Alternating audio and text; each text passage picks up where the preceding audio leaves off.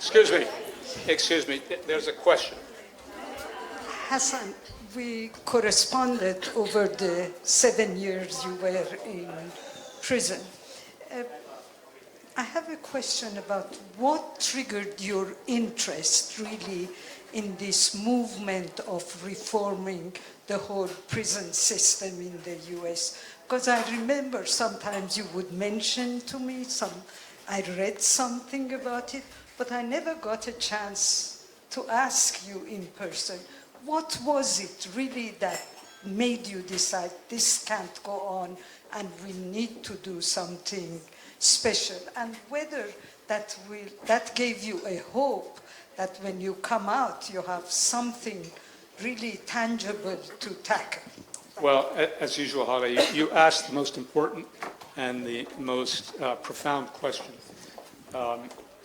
Most of us go through life never touching or being touched by the American criminal justice system.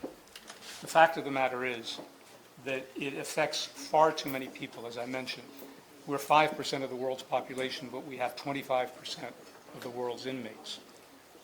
A disproportionate amount of those inmates are people of color. They are people that do not have the advantages that people such as myself have.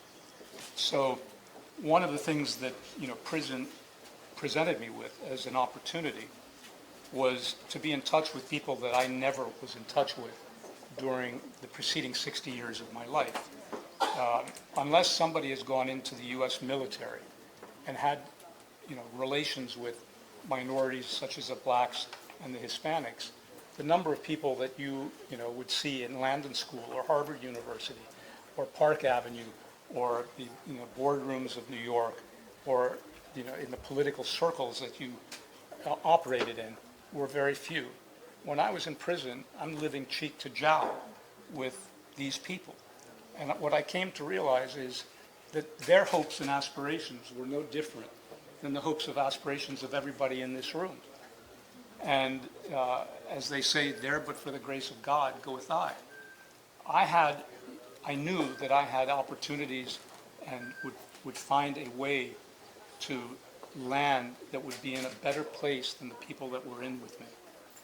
And I realized that I had had an opportunity presented to me by the fact that I had spent the last 15 years operating within the American political system. So I understood how the system worked, and that a good deal of these people were incarcerated for sentences much longer than necessary because of the fact that there were laws put on the books that mandated that judges give sentences much longer than judges themselves wanted to give. And that, in fact, when people go to court, 99% of people plead guilty because they either can't afford to defend themselves, or if they go to court and lose, the sentences by law are going to be greater than if you pled guilty. So the odds are stacked against people. And the fact that criminal justice reform had been spoken about for a very long time, principally by Democrats, but nothing had been done for a generation. For 30 years, there had not been a review of the criminal justice system. And the irony was that the changes that were coming about weren't coming about at the federal level, but at the state, and by Republicans, not by Democrats.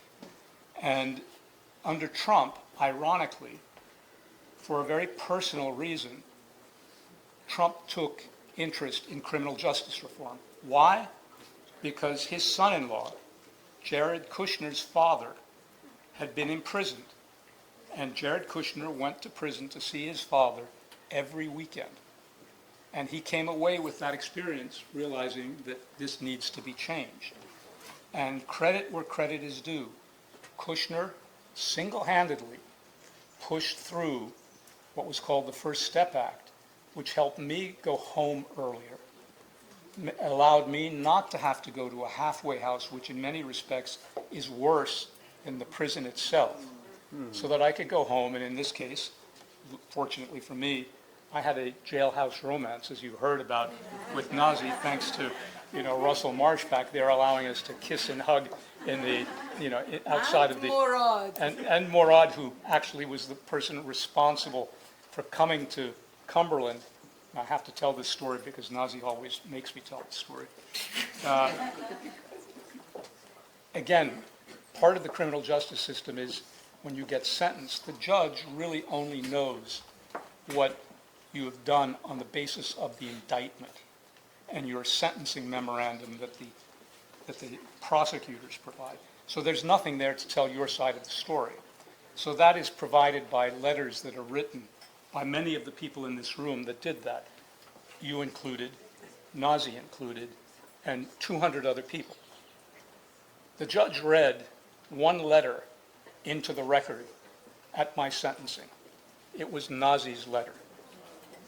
And it bears quoting a certain part of it, and it said, "Whatever you do in sentencing Mr. Nemazee, you cannot give him more of a punishment that he has inflicted upon himself for what he has done to tarnish the name that he was entrusted with by his family."